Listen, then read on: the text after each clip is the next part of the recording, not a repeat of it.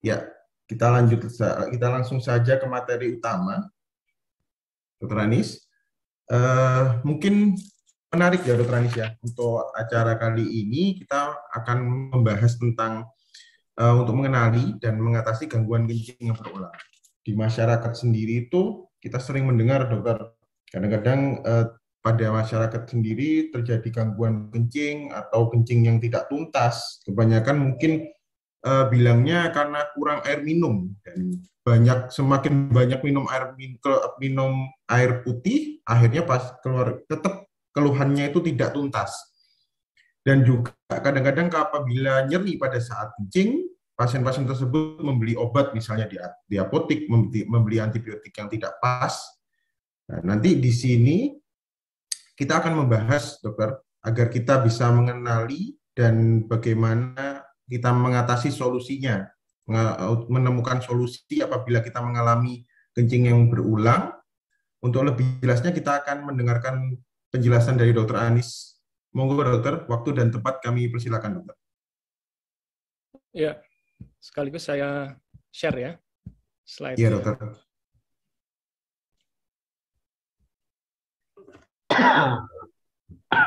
Bisa dilihat slide saya ya, Dokter Maliki? Iya bisa dokter. Oke. Assalamualaikum warahmatullahi wabarakatuh. Waalaikumsalam warahmatullahi wabarakatuh. Waalaikumsalam warahmatullahi wabarakatuh. Nama saya Dr. Ahmad Anis Sahab, spesialis urologi. Jadi urologi itu mungkin sebagian besar juga masih belum tahu, bagian dari spesialis bedah yang kita khusus menangani ginjal dan saluran kencing ya. Jadi bedah ginjal, kandung kemih, saluran kencing yang lain, ditambah dengan reproduksi laki-laki. Ya, jadi bedah saluran kencing dan reproduksi laki-laki. Tapi kalau reproduksi perempuan itu bagiannya dokter kandungan. Ya, jadi spesialis urologi itu menangani hal seperti itu. Sebelumnya juga saya ucapkan terima kasih banyak kepada Forum Dr. Robito Alawiyah Jawa Timur yang memberi kesempatan kita sehingga malam ini kita bisa berdiskusi tentang gangguan kemih. Nah, gangguan kemih berulang itu seperti tadi disampaikan Dr. Ahmad Maliki ya. Jadi ini burdennya besar sekali di masyarakat tuh, kejadiannya sangat banyak. Bisa dialami oleh anak baru lahir sampai dengan mendekati kematian ya. Dan bisa laki-laki ataupun perempuan. Jadi kedua gender pun juga bisa. Nah, kalau kita lihat dari sini, gangguan saluran kencing atau gampangnya gangguan kencing berulang gitu, itu bisa disebabkan karena banyak hal ini ya. Bisa karena infeksi saluran kencing, bisa juga karena pembesaran kelenjar prostat, bisa karena batu di kandung kemih atau batu di saluran kencing bagian bawah, gangguan saraf Masing-masing kelainan bentuk atau kelainan anatomis di saluran kencing, maupun gangguan di luar kandung kemih, di luar saluran kencing, misalnya gangguan di pengatur insulin di kelenjar pankreas kita, atau kita kenalnya dengan penyakit diabetes misalnya. Ya, jadi penyakitnya sangat banyak, tapi sekarang kita tidak membahas sangat detail dalam per penyakit seperti ini, tetapi kita secara umum dan secara ringan saja yang paling sering terjadi itu apa, gitu ya. Mungkin kalau dalam sesi diskusi berikutnya kalau ada kasus pada yang peserta kita bisa langsung ditanyakan dan didiskusikan ya. Nah, sekarang kita perlu tahu gangguan kencing itu umumnya adalah gangguan pada saluran kencing bagian bawah umumnya. Ya, kalau dalam istilah medis ini kita kenal dengan yang namanya LUTS nih, LUTS, kencing bagian yang mana dia disebabkan karena bisa ditahan frekuensi nokturia, terus hesitancy, urgency. Nah, apa ini semua? Kita akan bahas satu persatu ya. Jadi gejalanya ada 9 secara umum ya. Apa saja? 1 namanya frekuensi. Kencing lebih dari 8 kali dalam satu hari. Nah, jadi kalau pasien datang, dok, saya kencing berkali-kali, dok. Berapa kali sih kencingnya dalam satu hari? Saya kencing 6 kali sehari. Nah, itu berarti normal, masih dihitung normal. Ya, tapi kalau saya kencing 10 kali sehari, dok. Saya kencing 15 kali. Batasannya adalah 8 kali. Kemudian nokturia. Apa itu? Bangun malam lebih dari 2 kali untuk kencing. Kalau terbangun sekali, saya tidur jam 10 malam, Dok. Terus saya bangun jam 1, jam 2. Sekali pipis, kemudian tidur lagi. Nah, itu masih dianggap normal. Tapi kalau 2 kali, sudah nggak normal. Kita sebut nokturia. Ada lagi yang istilahnya hesitancy. Kebelet kencing, sudah di kamar mandi, udah siap toiletnya, tapi nggak bisa memulai. Ya, memulainya lambat. Jadi inisiasinya lambat. Lama nggak keluar-keluar kencingnya. Kita harus nunggu lama. Itu namanya hesitancy. Ada lagi yang namanya urgency. Perasaan yang terburu-buru. Jadi saya harus lari ke kamar mandi. Kalau saya nggak lari, bahaya. Bahaya netes, bahaya ngompol. Nah, urgency ini membuat pasien tuh jadi bound to toilet, ya istilahnya. Jadi dia terikat ke toilet. Kalau ke mall misalnya, ke mall, dia harus tahu pada saat dia mau makan, dia harus tahu kamar mandi di mana ya. Jadi dia tahu nanti dia harus lari kemana saat kebelet pipis. Ya, jadi dia kebutuhannya akan toilet itu besar banget. Karena kalau enggak dia takut ngompol. Berikutnya dysuria, perasaan nyeri, perih, sakit, panas pada saat kencing. Keenam, urge incontinence. Jadi dia sudah netes atau sudah ngompol sebelum masuk ke kamar mandi. Jadi perasaan terburu, tetapi nggak sampai ke kamar mandi udah netes di celana gitu ya. Berikutnya weak stream, pancarannya nggak kuat.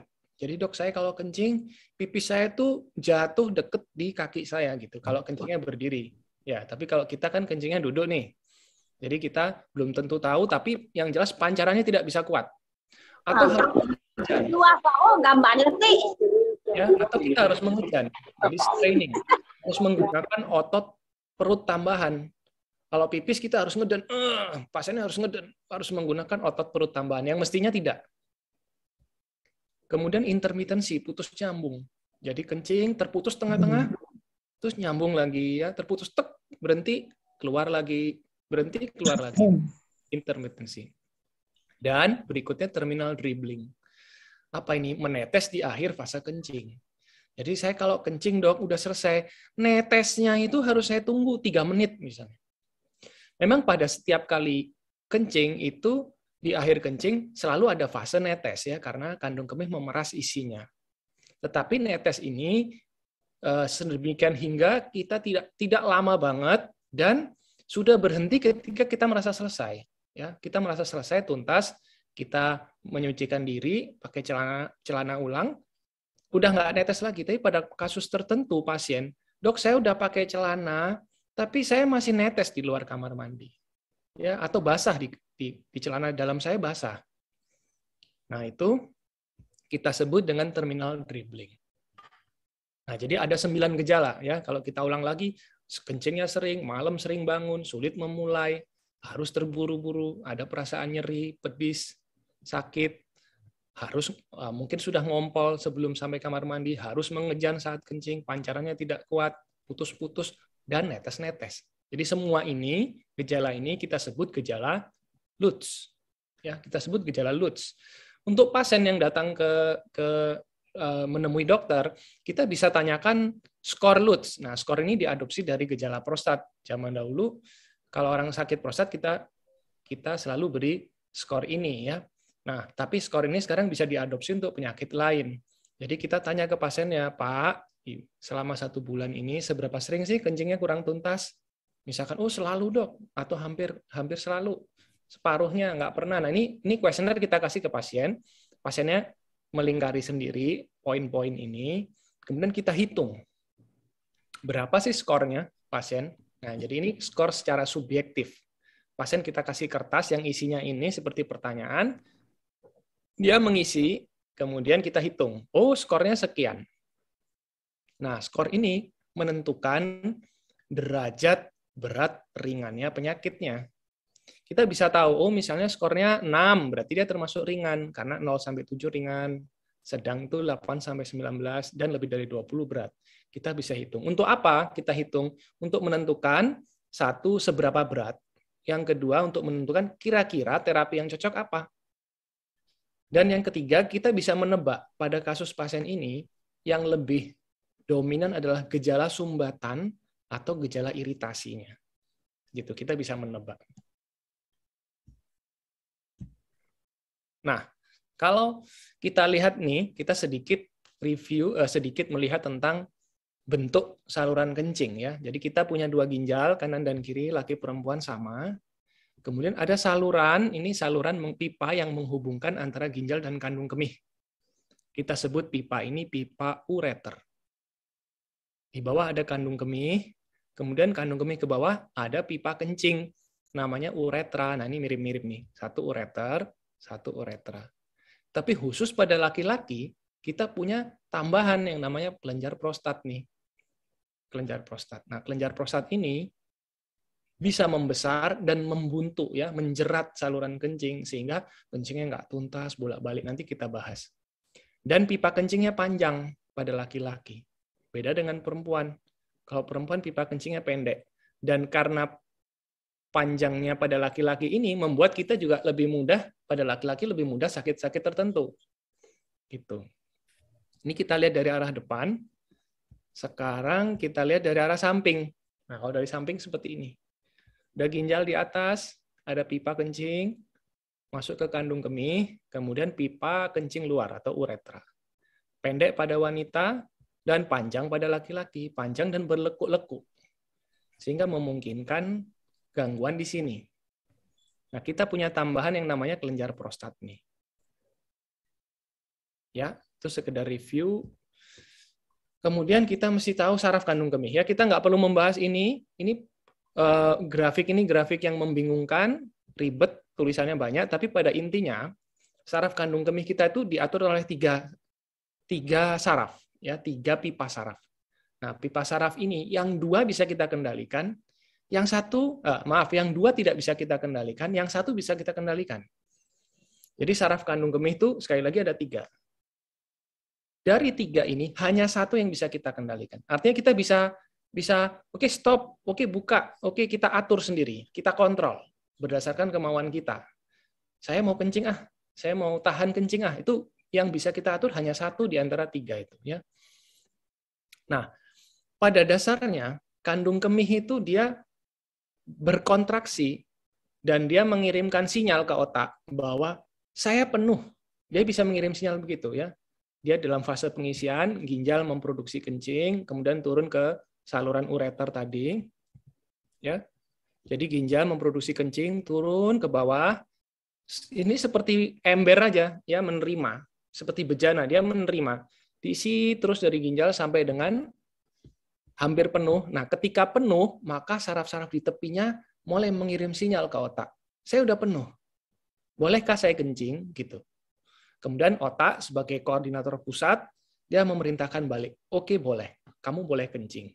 Ketika otak memerintahkan kamu boleh kencing, maka 2 saraf yang tidak bisa kita kendalikan ini sudah bekerja. Sudah bekerja deh. Jadi tanpa bisa saya kendalikan, tanpa bisa kita kendalikan, maka 2 saraf itu sudah bekerja.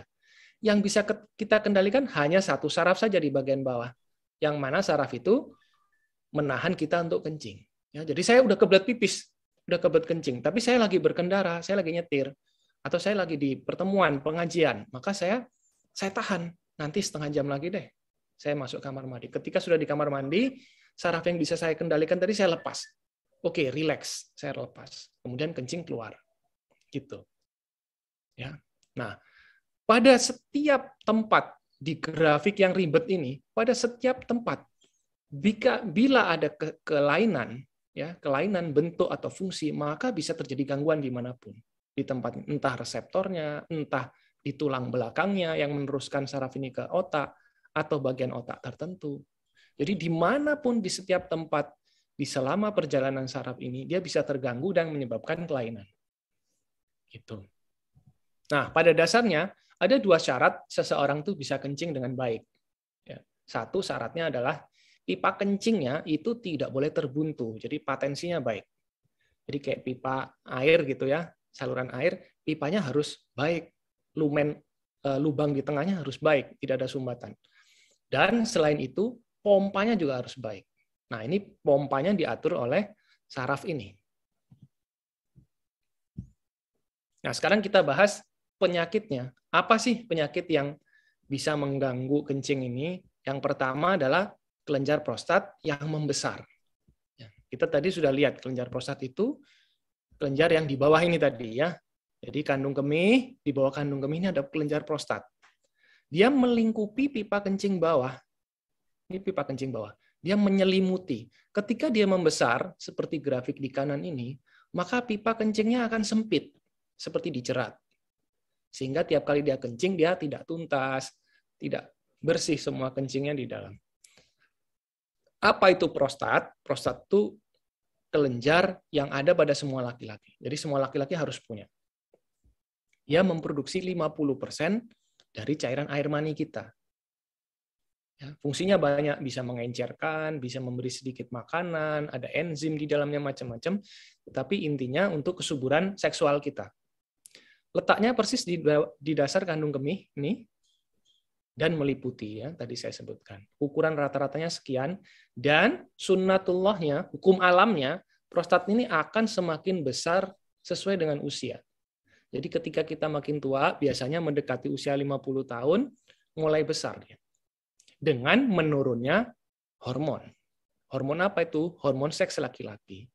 Jadi kalau kita lihat grafik di bawah ini, ya usia 20 sampai 25 itu hormon seks kita tuh masih 100%. Kemudian terus turun. Nah, usia saya udah mendekati sini. Berarti hormon saya tinggal 65% nih Maliki ya. Nah, tapi kayak Maliki masih di sini. Maliki masih di sini kayaknya. Masih bagus nih hormonnya. Turun, ketika turun mendekati usia 50, hormon seks mulai rendah, sunnatullahnya prostat membesar. Ya, prostatnya membesar. Dan ketika membesar, dia bisa mengganggu, sekali lagi mengganggu aliran daripada kencing. Nah, apa saja gejalanya? Gejalanya ini lengkap. Seperti tadi saya sebutkan, gejala dari Lutz itu, dia lengkap. Kencingnya bolak-balik, malam bangun berkali-kali, sulit mengawali, sulit menahan, mungkin sudah ngompol, pancarannya mungkin nggak kuat, merasa ada sisa. Saya kencing, tapi kok kayaknya di dalam masih ada ya dok, netes-netes di ujung kencing, putus-putus kencingnya, atau nggak bisa kencing sama sekali kalau dibiarkan terlalu lama. Ya, jadi gejalanya banyak. Apa yang bisa dilakukan? Nah, bagaimana sih cara kita memastikan ini sakit prostat? Datang ke dokter, diperiksa fisik, ya, karena dengan pemeriksaan sederhana kita bisa tahu, oh pasien ini memang prostatnya besar. Atau perlu pemeriksaan foto misalnya, ya USG. USG pun sekarang di sebagian besar poliklinik itu sudah dilakukan di ruangan poli. Jadi datang, oke Bapak, saya USG sebentar ya, kita dalam waktu 1-2 menit kita udah bisa tahu. Kemudian kita bisa periksa laboratorium juga untuk menyingkirkan penyakit lain atau keganasan misalkan ya. Dan pemeriksaan pancaran kencing. Jadi ada pemeriksaan tertentu yang namanya uroflumetri. Itu pasien bisa disuruh kencing di suatu bejana alat khusus yang mana nanti kita bisa ukur. Oh, ini kecepatan urinnya, pancaran kencingnya rendah. Jadi kita bisa menebak kira-kira dia tersumbat nggak kencingnya. Nah, terapinya apa pada pasien gangguan prostat? Karena ini proses penuaan terjadi pada laki-laki yang tua, jadi pada dasarnya sulit dicegah, maka kita mesti beradaptasi dengan penyakit. Maka kita harus merubah pola hidup. Ya, ada beberapa pola hidup yang kita nasihatkan ke pasien. Misalnya, kalau malam hari di atas jam 9 malam, kalau bisa nggak minum lagi sampai subuh. Misalnya. Ya, ada pasien yang saya bangun malam 5 kali, 6 kali, tapi setiap kali dia bangun untuk kencing, dia kemudian minum lagi. Jadi prosesnya kayak lingkaran setan, nggak pernah sembuh.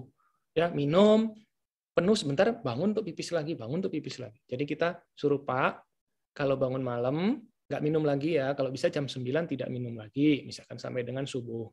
Kemudian kita menghindari minuman atau makanan yang menyebabkan kencing berulang, misalkan kopi, teh, apalagi alkohol, ya. Kemudian menghindari suhu dingin dan lain-lain. Intinya kita ada perubahan pola hidup.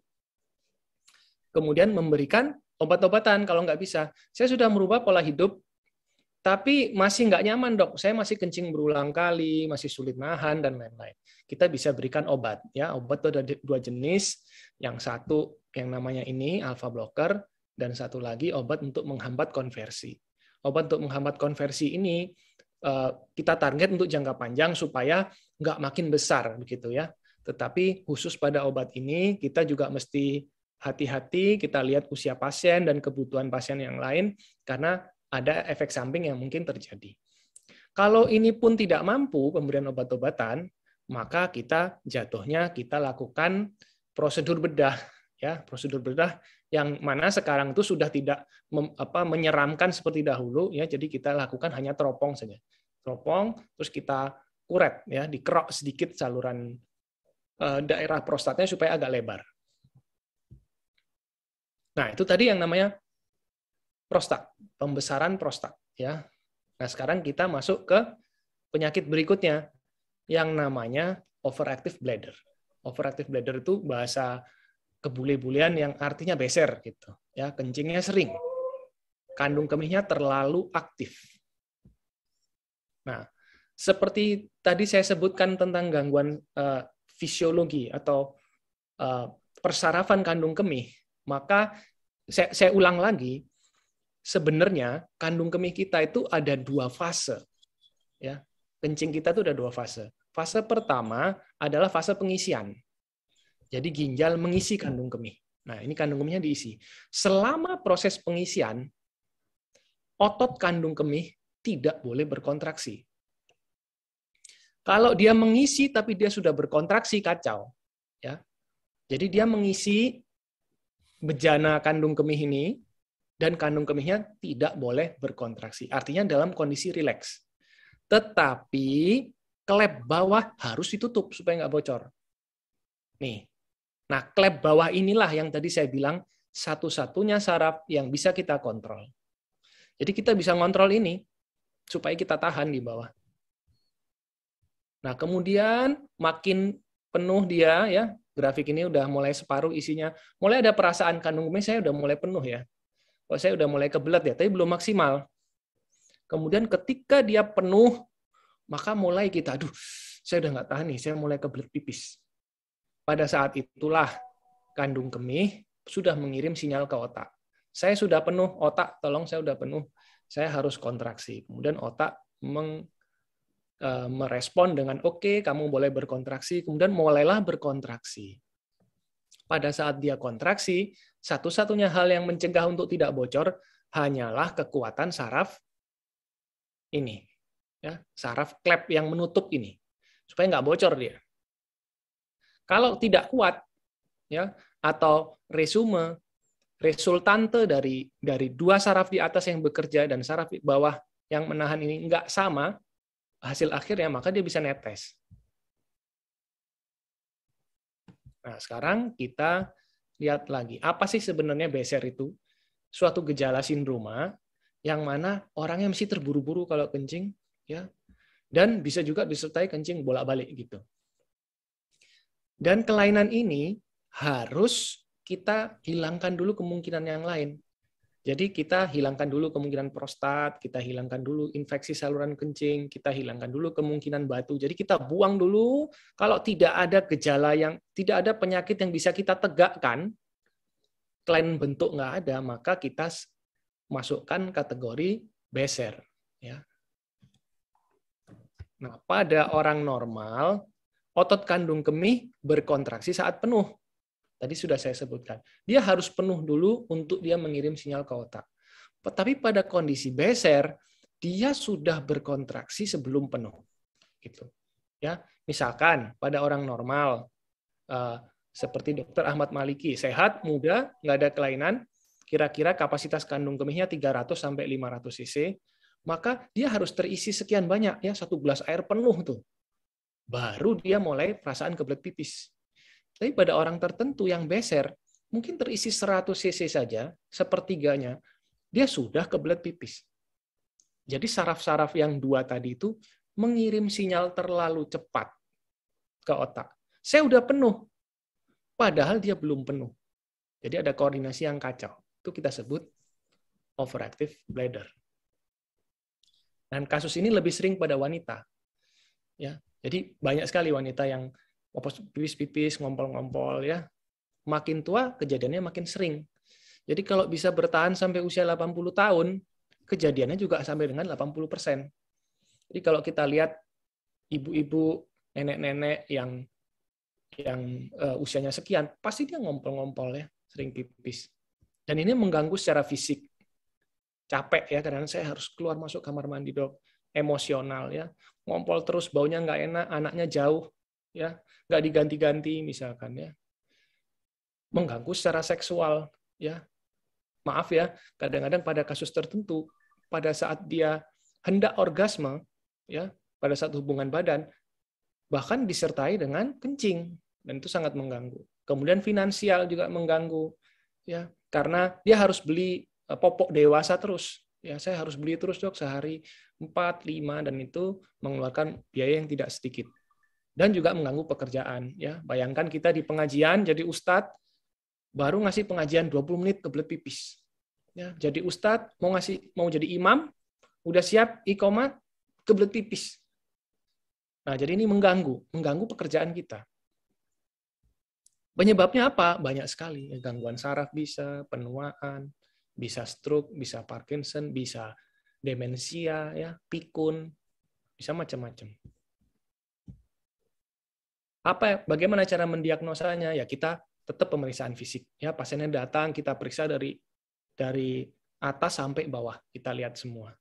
Dan kita harus menghilangkan kemungkinan yang lain, misalkan kemungkinan infeksi saluran kencing. Jadi perlu pemeriksaan-pemeriksaan ini. Kadang-kadang kita harus melakukan pemeriksaan saraf kandung kemih yang 3 tadi itu. Ya, caranya dengan menggunakan alat khusus yang namanya urodinamika. Nah, bagaimana terapinya untuk pasien yang beser ini ya? 1, terapi perilaku.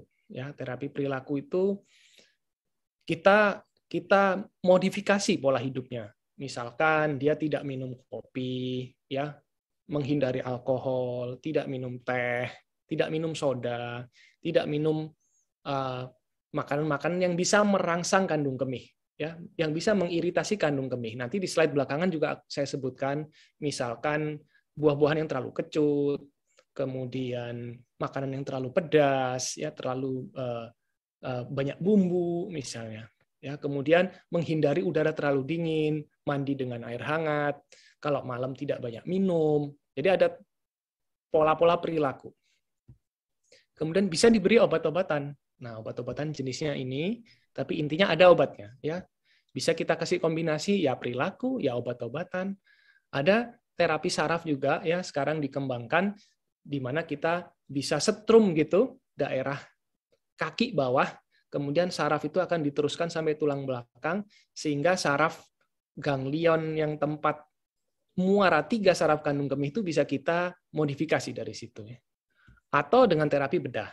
Ini kalau terpaksa dan dikerjakan biasanya hanya bila kelainan beser ini sudah mengganggu ginjal, ya, jadi fungsi ginjalnya menjelek. Nah, ada yang namanya gangguan Klep, ya. Ini satu pecahan gitu ya, satu pecahan dari gangguan overactive bladder, yang mana dasar panggulnya itu lemah. Jadi otot-otot dasar panggul itu lemah. Jadi kita ini punya diafragma urogenital atau lantai dasar panggul. Ya, lantai dasar panggul ini terdiri dari 4 otot yang menjalin menjadi satu. Nah, 4 otot ini itu normal memang jarang kita gunakan, otot-otot ini. Ya, kita gunakan hanya pada saat kita pipis, hanya pada saat kita BAB, dan relatif hanya pada saat kita, hubungan badan. Nah, otot-otot ini biasanya normalnya kuat, dia bisa menahan klep sehingga kencing tidak bocor. Tapi pada individu tertentu, otot dasar panggul ini bisa lemah. Sehingga pada saat ada tekanan di kandung kemih yang belum maksimal atau sudah maksimal, dia sudah bocor. Ya, pada saat diisi tadi itu, dia sudah bocor. Seringkali pada saat mengejan, ya, orangnya ngeden, ngangkat sesuatu misalnya. Saya ngangkat sesuatu, netes di bawah. Saya batuk, atau saya bersin, atau berubah posisi. Ya, Dok, saya kalau sholat, kebetulan pada saat sujud misalkan, karena pada saat sujud itu biasanya posisi tekanan di dalam perut kita agak naik, ya, agak tertekan perut kita. Netes, Ya, saya pada saat sujud saya merasa netes, Dok, gitu. Dan memang dilihat di celana dalam ada netes. Nah, itu bisa jadi karena kelemahan otot-otot dasar panggul. Yang mana sebenarnya ini lebih sering terjadi pada wanita ya, dibandingkan laki-laki. Nah, ada beberapa tipenya gangguan ini tadi ya. Tipenya bisa stres pada saat batuk, bersin, bisa karena kontraksi ototnya yang berlebihan, bisa karena terlalu penuh, dia terlalu lama, penyakit kronis yang dibiarkan. Intinya, tetap tidak kuat menjaga supaya dia kering. Ya. Nah, terapi perilakunya apa? 1, memperkuat otot dasar panggul. Ada yang namanya senam Kegel, ya, itu bisa dilihat dengan mudah di YouTube. Tapi intinya kita ini seperti menahan kentut, ya. Jadi kalau kita nahan kentut atau kita nahan pipis, itu kan anus kita itu seperti dikedipkan masuk, dan itu bisa ditahan, dilepas, ya, on off setiap 10 detik selama 15 menit, 20 menit. Nah, memperkuat saraf-saraf di daerah dasar panggul. Kemudian yang kedua, menjadwal kencing. Jadi pada pasien-pasien yang seperti ini, Dok, saya tuh setiap kali mau jadi imam, saya takut netes. Saya mau jadi imam, saya takut pada saat sujud saya netes. Maka kita menjadwalkan kencing. Sebelum apa? Sebelum kandung kemih benar-benar penuh. Jadi kita hitung. Misalkan perhitungannya begini. Saya biasa kencing setiap hari itu 5 kali, Dok. Maaf. Misalkan saya kencing tiap hari 6 kali. Saya biasa kencing 6 kali. Maka biasanya kita tambah 1 atau 2 kali. Jadi kalau 6 kali, 24 jam, berarti kan tiap 4 jam kencingnya.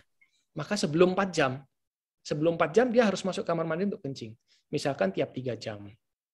Jadi meskipun saya belum kebelet pipis, saya masuk kamar mandi untuk kencing. Jadi saya biasanya begini, Dok, jam 6 pagi saya pipis, jam 10 saya pasti udah pipis lagi. Dan jam 10-nya itu sudah agak terburu-buru kencingnya. Atau bahaya ngompol, maka jangan ditunggu jam 10, jam 9 sudah masuk ke kamar mandi untuk kencing. Jadi kencingnya terjadwal untuk menghindari urgensi ini, perasaan terburu-buru dan lari ini. Kemudian membatasi minum sehari 1,5 liter, ya. 1,5 liter itu relatif cukup untuk tubuh kita. Tetapi berlebihan lebih dari itu makin sering kencing. Tapi ini tidak berarti untuk pasien normal, ya, untuk individu normal. Kalau untuk individu normal, makin banyak pipis, makin banyak minum, makin bagus. Mengurangi berat badan, menghentikan rokok, ya, menjauhi kopi, teh, apalagi alkohol, udara terlalu dingin, termasuk mandi dengan air hangat. Jadi ini perilaku-perilaku yang membantu kita untuk nggak sering pipis.